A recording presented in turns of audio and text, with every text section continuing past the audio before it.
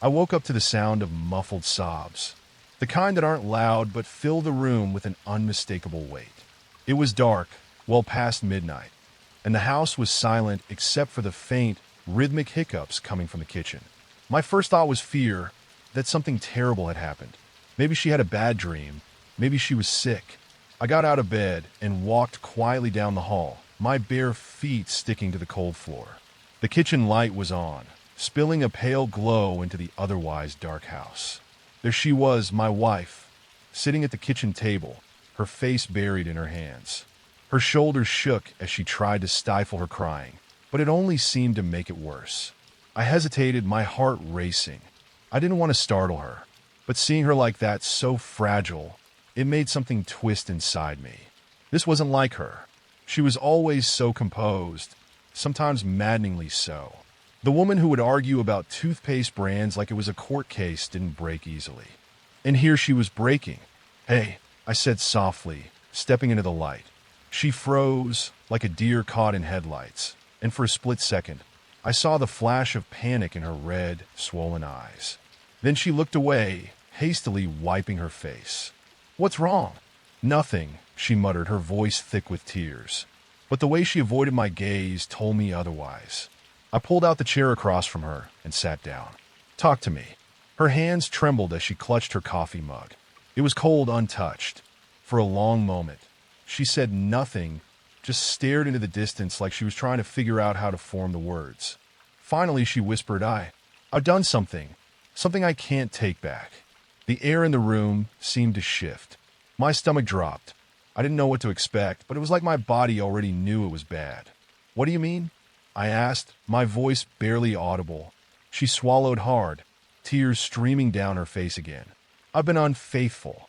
The words hit like a brick to the chest. I blinked, trying to process what I'd just heard. It didn't make sense. This was my wife, the woman I'd loved for a decade, the woman who knew my flaws and my fears, who could make me laugh so hard I cried. "How?" was all I could manage. She finally looked at me then, and I saw something in her eyes I hadn't expected, self-loathing. "It's not because I don't love you," she said quickly, like she needed to get the words out before I could hate her. "Ido. God. Ido. It's just, I stopped loving myself, and somewhere along the way, I got lost." Her words hung in the air, and I didn't know what to say. Anger and heartbreak bubbled inside me, but so did something else, confusion, a desperate need to understand. "Who?" I asked, my voice steadier than I felt. She shook her head, fresh tears spilling down her cheeks. "It doesn't matter. It was a mistake, just once, but it's eating me alive, and I couldn't keep lying to you." I sat there, stunned, feeling the weight of everything she wasn't saying. This wasn't just about the betrayal. It was about something deeper, something broken in her that I hadn't seen, or worse, hadn't wanted to see. For the first time, I realized we were standing at a crossroads, and I wasn't sure which path to take. Would I walk away? Or would I stay and try to make sense of the shattered pieces she'd just placed between us? I sat there for what felt like an eternity, staring at her. My mind was a swirling storm of emotions. Anger, betrayal, confusion. But beneath it all, there was an ache that felt almost physical, a hollowing out of something I didn't even know could be hollowed. "You're telling me this now," I said finally, my voice low, almost a whisper. "Why?" She flinched, like the words themselves had cut her. "Because I couldn't live with it anymore. With myself. With what I'd done to us. You deserve to know the truth. Did you think knowing would make it better?" My tone came out sharper than I intended, but I didn't care. I was hurt, raw, and the sight of her sitting there, crying, didn't soften it. "I thought," she stopped, shaking her head. "I don't know what I thought. I just knew I couldn't keep this from you any longer." I leaned back in my chair, trying to catch my breath, trying to think past the storm of fury and grief. "So what now? You drop this on me, and then what? You expect me to just what? Move past it?" "No," her voice cracked, and her hands gripped the edge of the table. "I don't expect anything. I don't know what else to do but tell you. I know I don't deserve your forgiveness. I know I broke something I might never fix, but I couldn't keep lying to you. I had to tell you the truth." I stood up abruptly, needing to move, needing to do something other than sit there and drown in this moment. I paced the kitchen, the cold tile biting at my bare feet. "You had an affair," I said, mostly to myself, as if saying it aloud would help me make sense of it. You cheated on me, and now you want points for coming clean?" "It wasn't like that," she said, her voice rising slightly, but then she seemed to think better of it. She slumped forward, her hands running through her hair. "I'm not trying to justify it. I can't justify it. I lost myself, okay? Somewhere along the way, I stopped being me, and instead of dealing with that, I ran to someone who made me feel, I don't know, seen, alive. And it was wrong. I know that." Her words felt like acid, burning as they sank in. My fists clenched and unclenched at my sides, and for a moment, I thought about leaving, about walking out the door and letting her sit with her guilt and her tears. But something kept me rooted there. A morbid curiosity, maybe, or a glimmer of the love I wasn't ready to admit was still there, even in pieces. "When?" I asked finally. "When did this happen?" She hesitated, then whispered, 2 months ago. 2 months. For 2 months, she'd been sitting on this, sharing meals with me, smiling at me, sleeping beside me. And what? You just decided tonight was the night to unburden yourself? Why now? I demanded, my voice rising with every word. She looked up at me then, her face streaked with tears, and something in her expression stopped me cold. It was more than guilt. It was desperation. She wasn't just afraid of losing me. She was afraid of losing herself. "Because I'm falling apart," she said, her voice trembling. "I've been falling apart for a long time, and I didn't know how to tell you. I didn't know how to ask for help. And now, I've ruined the one thing that mattered." Her words hung in the air, heavy and suffocating. I wanted to hate her. I wanted to scream at her, to break something, to let the anger consume me. But beneath the anger was something else, something I hated even more: pity. She wasn't the strong, stubborn woman I'd married. She was a shell of herself, crumbling under the weight of her own mistakes. And as much as I wanted to turn away, to protect myself from the pain she'd caused, I couldn't ignore the part of me that still loved her, that wanted to understand. But could I forgive her? Could I ever look at her the same way again? I didn't have the answer. Not yet. All I knew was that everything had changed, and there was no going back. I didn't sleep that night. After her confession, I left the kitchen and walked upstairs to the bedroom. Not because I wanted to sleep there, but because I needed space to think, to breathe. I could hear her downstairs, still crying softly, but I couldn't bring myself to go back down. The walls of the house felt thinner than ever, the air thick and suffocating. I sat on the edge of the bed, staring at the floor, trying to piece together how we had gotten here. 2 months. For 2 months, she'd carried this secret. How many lies had she told me in that time? How many times had she smiled at me, kissed me, held me, all while carrying the weight of this betrayal? I didn't even realize when the sun began to rise. The faint morning light filtered through the curtains, but it brought no clarity, only the dull ache of exhaustion. Eventually, I heard her footsteps on the stairs, hesitant and uneven, as if she were testing whether I'd explode if she came closer. She appeared in the doorway, her eyes swollen and red. She'd changed into sweatpants and an old hoodie, the armor of someone trying to disappear into themselves. "Can I come in?" she asked, her voice hoarse. I wanted to tell her no, to tell her to leave me the hell alone. But instead I nodded. She perched on the edge of the chair across from me, her hands twisting nervously in her lap. "I know I've ruined everything," she began, "but I need you to know it wasn't about you. It was about me. I felt like I wasn't enough. Not for you, not for myself. I started doubting everything. My choices, my life, my worth. And instead of talking to you, I ran. I made the worst mistake of my life." Her words felt hollow, rehearsed. I stared at her, my jaw tight. "That doesn't make it better," I said, my voice cold. "You should have talked to me. You should have trusted me. But instead, you betrayed me." "I know," she sniffled, wiping at her face. "And I hate myself for it. I don't expect you to forgive me, but I needed to tell you. Because even if it means you'll leave me, I couldn't keep lying. Her words hit me harder than I wanted to admit. This wasn't just guilt. It was something deeper, a raw, festering wound she'd been hiding for years. I could see it now, the cracks that had been forming beneath the surface of our life together. And I hated myself for not seeing them sooner. I don't know if I can do this, I said finally, my voice trembling. I don't know if I can look at you and not see what you've done.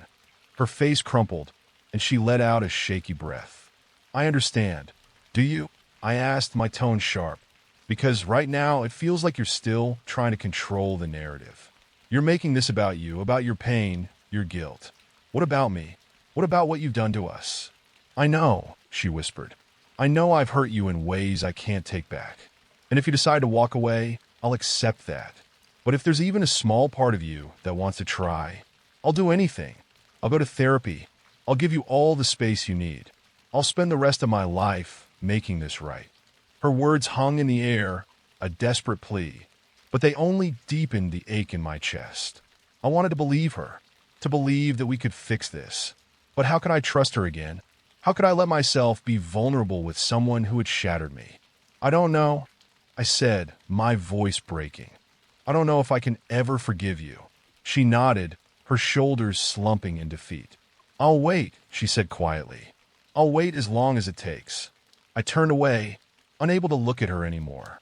The weight of her words pressed down on me, suffocating and relentless. Could I forgive her? Could I ever find a way to move forward? Or was this the beginning of the end? The day crawled by like an eternity. I avoided her as much as possible, and she did the same, retreating into the bedroom while I stayed in the living room.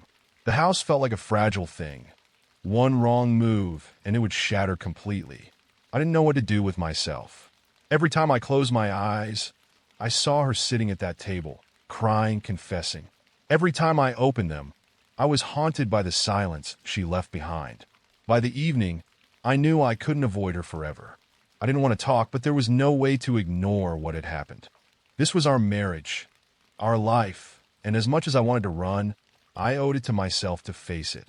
When I walked into the bedroom, she was sitting on the edge of the bed, her arms wrapped around herself like she was holding herself together. She looked up when I entered, her eyes swollen from crying. We need to talk, I said, my voice flat. She nodded, her expression unreadable. Okay. I stayed by the door, leaning against the frame, putting as much distance between us as I could. Why did you think I wouldn't notice? That I wouldn't feel it? You've been distant for months. Do you know how many nights I lay awake, wondering what I'd done wrong? Wondering why you didn't look at me the way you used to? I didn't mean to hurt you, she said softly. I was in a dark place. I didn't even know how to talk to you about it. And when I did what I did, I hated myself so much that I couldn't bear to face you. Her words sparked something inside me, a mix of anger and despair. So instead of coming to me, instead of trusting me, you went to someone else? You let them have a piece of you that was supposed to be mine? Her face crumpled, and she buried her face in her hands. I know I broke everything, but I didn't stop loving you. I swear to God, I never stopped loving you. Don't. My voice was sharp, cutting through her sobs. Don't tell me you love me. Love doesn't look like this. She looked up at me then, her eyes red and filled with desperation. What do you want me to say? That I'm a terrible person? That I don't deserve you? Because I know that already. But if there's any part of you that still wants to fight for this, I'll fight too. I'll do whatever it takes. I stared at her, my heart pounding in my chest. I wanted to believe her. I wanted to hold on to the life we'd built, the dreams we'd shared. But her betrayal had carved a hole so deep, I wasn't sure it could ever be filled.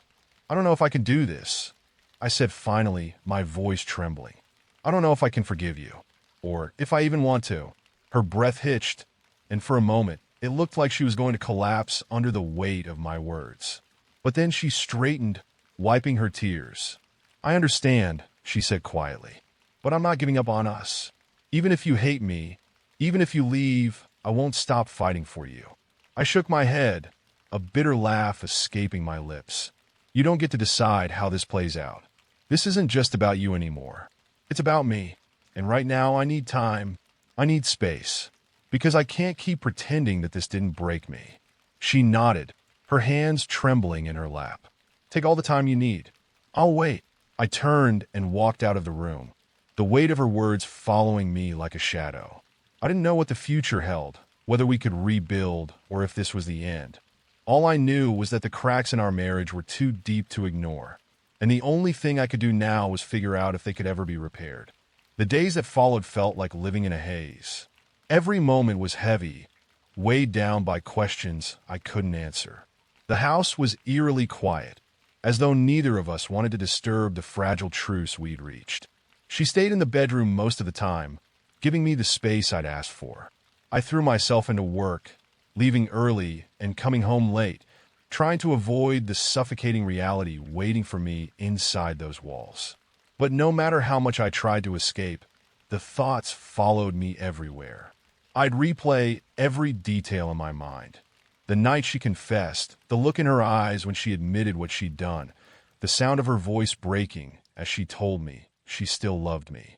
I wanted to hate her. God, I wanted it to be that simple. But it wasn't.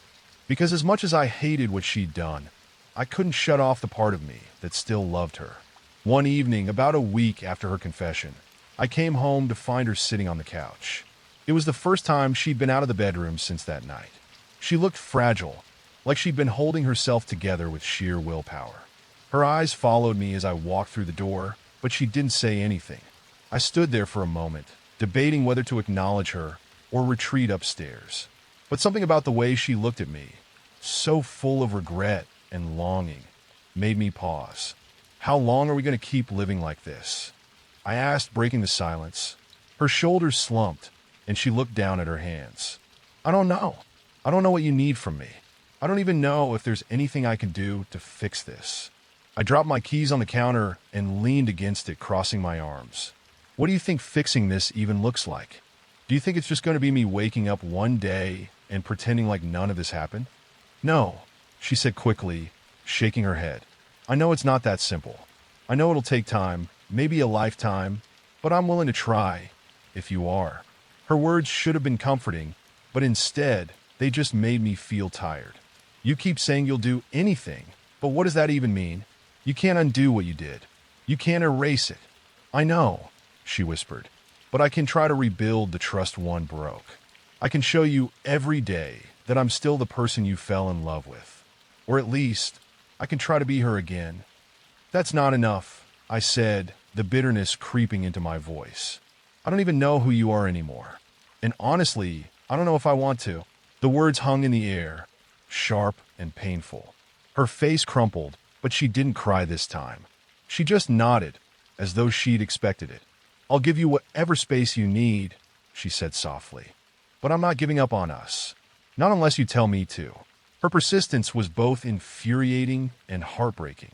I wanted to scream at her to leave, to let me be angry, to let me grieve what she'd destroyed. But at the same time, there was a part of me that clung to the idea of us, of the life we'd built, the love we'd shared before it all fell apart. I don't know what I want, I admitted, my voice cracking. I don't know if I can ever look at you the same way again. But I can't make that decision right now. She nodded again, her expression unreadable. I understand. I turned and walked upstairs, leaving her sitting alone in the silence. As I closed the bedroom door behind me, I felt a pang of something I couldn't quite name. It wasn't forgiveness, not yet, but it was the faintest flicker of something. Maybe hope, or maybe just a memory of what we used to have. I didn't know what the future held for us, whether we could rebuild, or if this was the beginning of the end. All I knew was that for now, we were both still here. And maybe, just maybe, that was enough to start with. Time moved differently after her confession. Days dragged on, yet weeks passed in a blur. The distance between us became something tangible, a chasm carved out of hurt and mistrust. We lived in the same house, but it felt like we were on opposite sides of the world. She tried. I saw that. Small gestures. A cup of coffee left on the counter for me in the morning. Folded laundry on my side of the bed. Meals cooked with a silent, almost desperate diligence. But I couldn't accept any of it. Every kind act felt like a plaster on a bullet wound, and every reminder of her effort reopened the pain. I didn't know how to talk to her anymore. There were so many things I wanted to say, so many questions I wanted to ask, but every time I opened my mouth, the words caught in my throat. Instead, I buried myself in work, in mindless tasks, in anything that would keep me from having to face the reality of what had happened. One night, about a month after everything came to light, she finally broke the silence. We were sitting at the dinner table, the sound of our utensils scraping against the plates the only thing breaking the quiet. She put down her fork and looked at me, her hands trembling slightly. "I can't keep pretending everything is okay," she said softly. I froze mid-bite, the weight of her words pressing down on me. "I never said everything was okay." "I know," she replied, her voice barely above a whisper. "But we can't keep living like this, avoiding each other, avoiding the truth. It's killing me, and I think it's killing you too." Her words hit a nerve, but I didn't want to admit it. "What do you want me to say? That I'm fine? That I've forgiven you? Because I haven't. I don't expect you to," she said quickly, her eyes pleading. "But I need to know where we stand. Are we even trying to fix this? Or am I just holding on to something that's already gone?" I looked at her, really looked at her, for the first time in weeks. She seemed smaller somehow, like the guilt and regret had physically shrunk her. But there was still a flicker of determination in her eyes, a stubborn hope that hadn't yet been extinguished. "I don't know," I admitted, the words heavy on my tongue. "I don't know if we can fix this. I don't know if I can ever trust you again. And I don't know if I even want to try." Her face crumpled, and for a moment, I thought she was going to cry. But she didn't. She straightened her shoulders and nodded, her hands gripping the edge of the table like it was the only thing keeping her upright. "Then tell me what you need," she said. "If you need me to leave, I'll go. If you need space, I'll give it to you. But if there's even a small part of you that wants to try, I need to know, because I can't keep living in limbo." Her words sliced through me, leaving me raw and exposed. I hated the limbo too, the uncertainty of not knowing whether we were moving forward or simply waiting for the inevitable end. But I didn't have an answer for her. "Not yet. I need time," I said finally, my voice cracking. "I don't know if I can forgive you, but I also don't know if I can walk away." "Not yet." She nodded again, her eyes filled with a mixture of relief and heartbreak. "I'll wait," she said softly, "for as long as it takes." As I sat there, staring at the woman who had broken my heart and yet still held a piece of it, I realized that the path ahead wasn't just uncertain, it was uncharted. I didn't know if we could rebuild what had been lost, or if we were just prolonging the inevitable. But for now, we were still here, and maybe, just maybe, that was enough to keep trying. The days after our conversation felt heavier somehow. There was no pretending anymore, no careful sidestepping around the truth. We were both painfully aware of the fragility of what was left between us, and every interaction felt like walking on a tightrope over an abyss. She tried harder than ever. Every time she looked at me, I could see the weight of her guilt, the silent plea for a sign that I might still love her. And maybe that was the problem. I didn't know if I did, or if the love I felt for her could survive what she'd done. One evening, as we sat in the living room, the silence between us became unbearable. I turned off the TV and looked at her. She was curled up on the couch, staring at her hands, and I realized she hadn't looked me in the eye for days. "I can't do this," I said, the words spilling out before I could stop them. Her head shot up, panic flashing across her face. "Do what?" "This half-life we're living," I said, gesturing vaguely around the room. "It's like we're waiting for something to change, but nothing's going to change unless we do something." She swallowed hard, her hands trembling in her lap. "What do you want to do?" The question hung in the air, and for a moment I didn't know how to answer. But then the words came, heavy and uncertain. "We need to figure out if this is worth saving. If we're worth saving." Her eyes filled with tears, and she nodded slowly. "I want to try. I know I'm the one who broke us, but I want to fix it. I just don't know how." I leaned forward, resting my elbows on my knees. "Maybe we need help. A therapist. Someone who can help us make sense of this, because I sure as hell can't do it on my own." She wiped her tears and gave a small, shaky nod. "Okay, I'll do whatever it takes." The conversation felt like a step forward, but it also brought a new weight. Agreeing to therapy meant confronting everything head on. No more hiding, no more pretending. And I wasn't sure if I was ready for that. A week later, we had our first session. The therapist was a calm, soft-spoken woman who greeted us warmly and asked us to start by sharing why we were there. I froze, the words catching in my throat, but my wife spoke first. "I betrayed him," she said, her voice trembling. "I made the worst mistake of my life, and now I don't know if he'll ever be able to forgive me." The therapist nodded, her expression gentle. "And what about you?" she asked, turning to me. "How do you feel?" I hesitated, then took a deep breath. "I feel angry, hurt, lost. I don't know if I can forgive her, but I also don't know if I can walk away. I feel stuck." The therapist nodded again. "That's a completely normal response. It's clear there's a lot of pain here, but also a desire to understand each other. That's a good place to start." The session was exhausting, like dragging old wounds into the light and watching them bleed again. But it also felt like the first real step towards something. Whether that was healing or closure, I didn't know yet. As we left the office, my wife reached for my hand, hesitating for a moment before lacing her fingers with mine. I didn't pull away, but I didn't hold on tightly either. It was a tentative gesture, fragile and uncertain, much like us.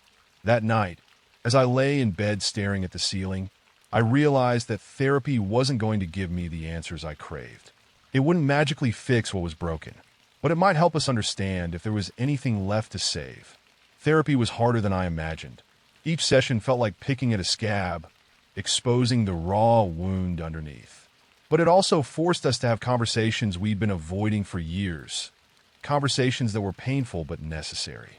One session, about 3 weeks in, the therapist asked us to talk about the turning points in our relationship. The moments where things began to change for better or worse.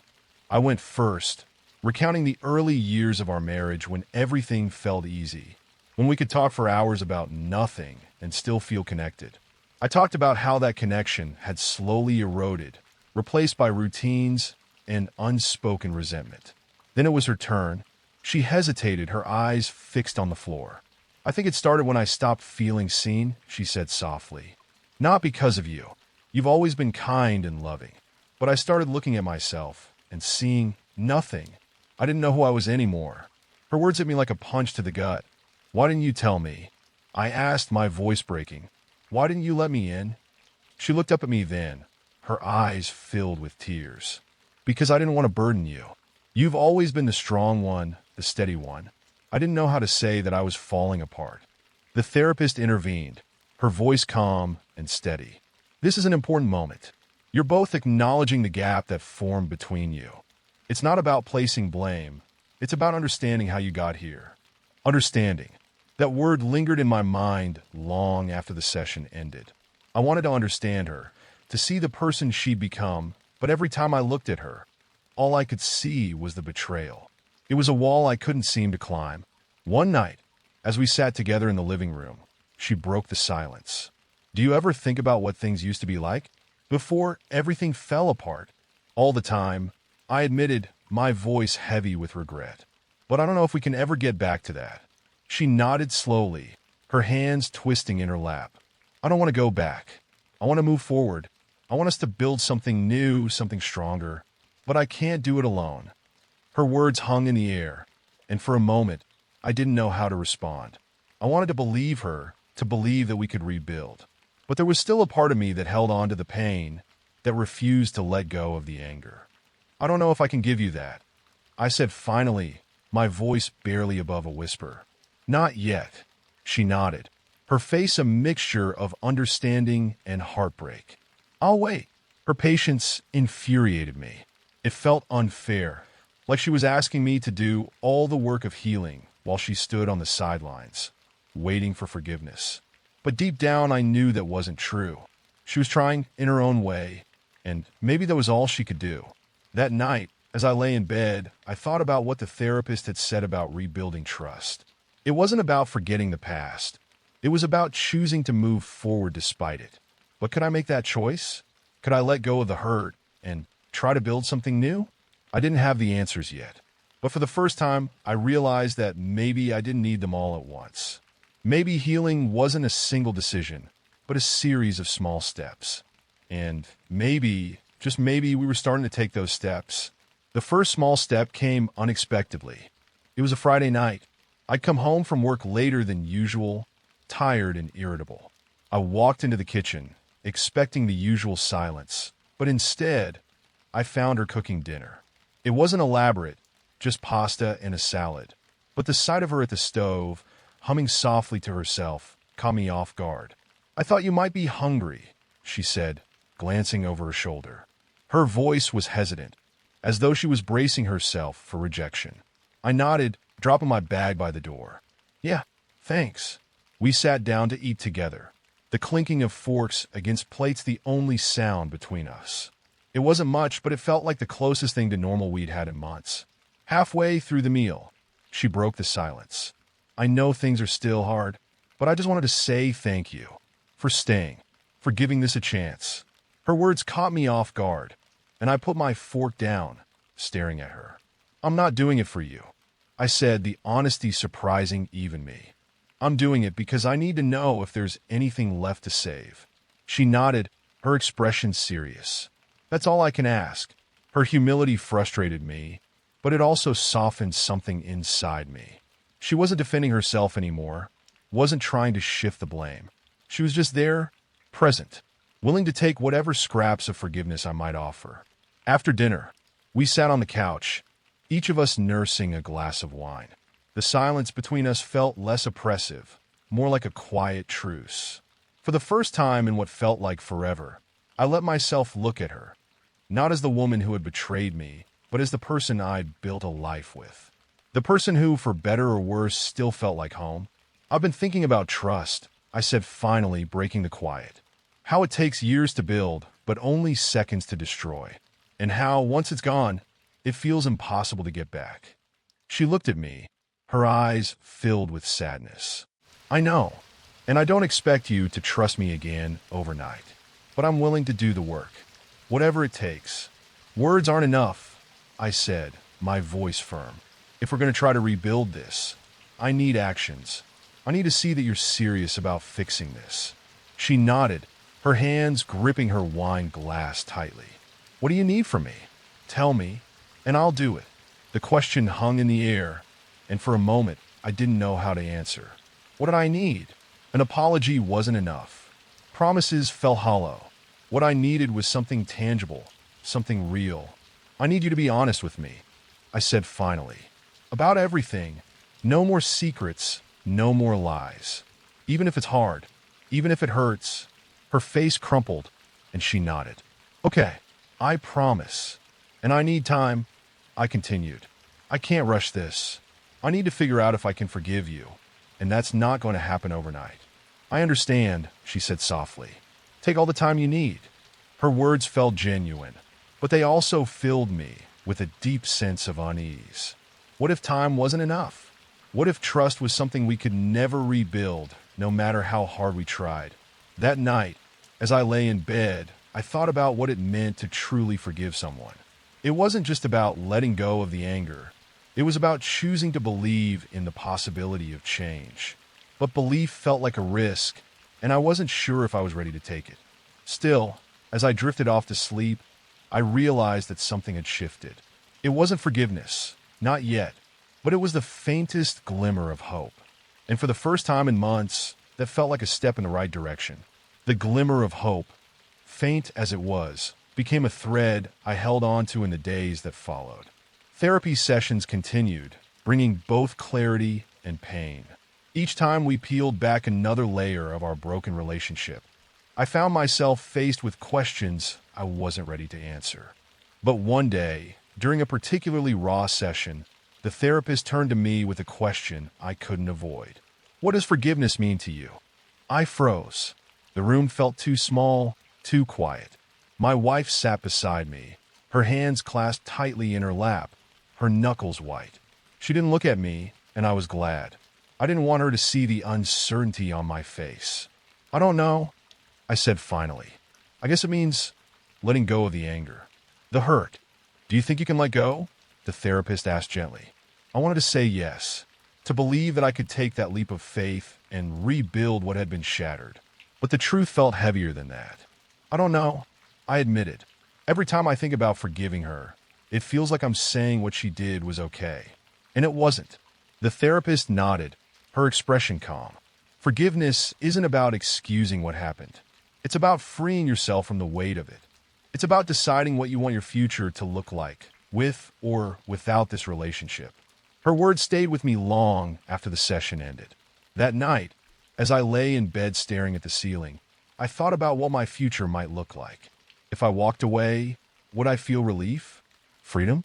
Or would I feel regret for not trying harder? If I stayed, could I ever truly trust her again? Could I ever look at her without seeing the betrayal? The question circled in my mind, relentless and unforgiving. A few days later, we had another breakthrough, though I wasn't sure if it was progress or just more pain. We were sitting on the couch after dinner, the tension between us palpable. She'd been quieter than usual, and I could tell she was building up to something. "I need to tell you something," she said finally, her voice trembling. My chest tightened, fear gripping me. "What?" She took a deep breath, her hands trembling in her lap. "I've been thinking about why I did what I did, and I realize now that it wasn't just about me feeling lost. It was about control, about wanting to feel like I had power over something, anything, when everything else felt like it was falling apart." Her honesty stunned me. It was the first time she'd articulated the why in a way that made sense. And it hurt. It hurt because I realized just how broken she'd been and how little I'd understood. "I wish you'd told me," I said softly. "I wish you'd trusted me enough to share that with me instead of turning to someone else." "I know," she said, tears streaming down her face. "And I'll spend the rest of my life regretting that I didn't. But I want to be better. For you, for us, for myself. I just hope you'll give me the chance." Her words broke something in me. The anger I'd been clinging to, the walls I'd built around my heart, began to crack. I didn't know if I could forgive her yet, but for the first time, I felt like maybe I wanted to try. That night, as I lay awake beside her, I realized that forgiveness wasn't a single moment or decision. It was a process, a choice I'd have to make over and over again, every day. And if I chose to stay, I'd have to commit to that choice, not just for her, but for myself. The road ahead was still uncertain, and the weight of her betrayal lingered. But as I reached for her hand in the dark, for the first time in months, I felt like maybe, just maybe, we had a chance. Reaching for her hand that night felt monumental. It wasn't forgiveness, not yet, but it was a signal, a small step that said I was willing to try. She squeezed my hand back, her grip trembling, and for the first time in months, I felt her relax beside me. The days that followed were tentative. We moved carefully around each other, like two people trying to rebuild a house on shaky ground. The cracks were still there, glaring and deep, but for the first time, we were both acknowledging them. And that felt like progress. Therapy continued to be a mix of catharsis and exhaustion. One session focused on how we communicated or didn't. The therapist pointed out how our avoidance of difficult conversations had created a vacuum, one that allowed resentment and insecurity to grow unchecked. "When did you stop feeling like a team?" the therapist asked. My wife hesitated, her eyes darting toward me before dropping to the floor. It wasn't one moment. It was gradual, little things that built up over time, and instead of talking about them, I buried them. I thought I was protecting us by keeping it all inside. "And what about you?" the therapist asked, turning to me. "When did you feel that shift?" I sighed, leaning back in my chair. "I guess when she started pulling away. I didn't know why, and I didn't want to push her, so I just waited. I thought if I gave her space, she'd come back on her own." The therapist nodded, her expression thoughtful. "It sounds like both of you were trying to protect each other, but in doing so, you created distance instead of connection. That's something we can work on." That night, we talked, really talked. It wasn't easy, and it wasn't perfect, but it felt real. She told me about how long she'd felt invisible, not because of anything I'd done, but because of how she saw herself. She talked about how she'd spiraled, how the affair wasn't about love or even desire, but about trying to feel something, anything, that wasn't numbness. Her honesty gutted me, but it also opened my eyes to the depth of her pain. And as much as it hurt, it also made me realize that her betrayal wasn't about me. It wasn't a reflection of my worth or our relationship. It was a reflection of her brokenness, of a brokenness she was finally confronting. In the weeks that followed, we found a fragile rhythm. Small acts of kindness, shared meals, quiet conversations, lingering touches became our way of reaching for each other. There were still moments of tension, moments when the weight of her betrayal resurfaced and threatened to pull me under. But there were also moments of hope, glimpses of the life we were trying to rebuild. One evening, as we sat on the porch watching the sunset, she turned to me with a hesitant smile. "Do you think we'll ever be okay again?" I didn't answer right away. Instead, I reached for her hand, lacing my fingers with hers. "I don't know," I said honestly, "but I think we're starting to figure out what okay might look like. And maybe that's enough for now." She nodded, her eyes glistening with unshed tears. "Thank you for not giving up on me, on us." I didn't say anything, but I gave her hand a gentle squeeze, a silent acknowledgement of the journey we were on. It wasn't perfect. It wasn't easy, but it was something. And for the first time in a long time, I felt like maybe, just maybe, we were on the right path. Months passed. The rawness of her confession and the immediate aftermath faded into something quieter, something less sharp but still present. The wound was still there, but it didn't bleed the way it used to. Therapy became less about uncovering the damage and more about figuring out how to rebuild. Slowly, cautiously, we began to find pieces of ourselves we thought we'd lost. There were setbacks, of course. Days when I'd wake up and the memory of her betrayal would hit me like a wave, drowning out any progress we'd made. Moments when her touch felt like a lie, and I'd pull away without meaning to. And yet, there were also moments of light. Moments when her laugh reminded me of the woman I fell in love with, or when her vulnerability made me see the person she was trying to become. One evening, as we sat on the couch after dinner, she handed me a notebook. It was small, the kind you'd find in the clearance section of a bookstore. I raised an eyebrow, confused. "What's this?" I asked. "It's something I've been working on," she said, her voice hesitant. "Our therapist said I should write things down, things I want to say to you, but can't always find the words for. So I started writing letters. To you. About everything." I hesitated, staring at the notebook in my hands. "You want me to read this?" She nodded. "Only if you want to. There's no pressure." I opened it, the pages filled with her neat, careful handwriting. The first letter was dated the day after her confession. It started simply, "I don't know if you'll ever read this, but I need to say it anyway. I love you.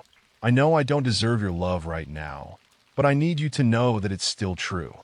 I read one letter, then another, each one peeling back another layer of her heart. She wrote about her guilt, her shame, her fear of losing me. She wrote about memories of us. Our first date, our wedding day, the night we stayed up until dawn talking about everything and nothing. And she wrote about the future she hoped for, a future where we could find our way back to each other. When I looked up, she was watching me, her eyes filled with uncertainty.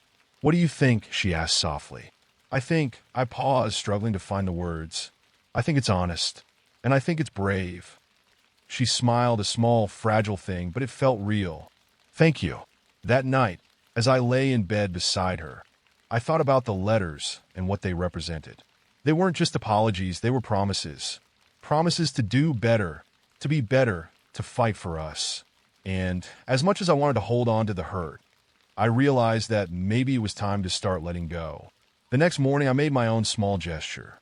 As we sat at the kitchen table, sipping coffee in the quiet of the early hours, I reached across and took her hand. She looked up, startled, and I saw the glimmer of hope in her eyes. "I'm not there yet," I said, "but I'm trying." Her grip on my hand tightened, and she nodded. "That's all I can ask."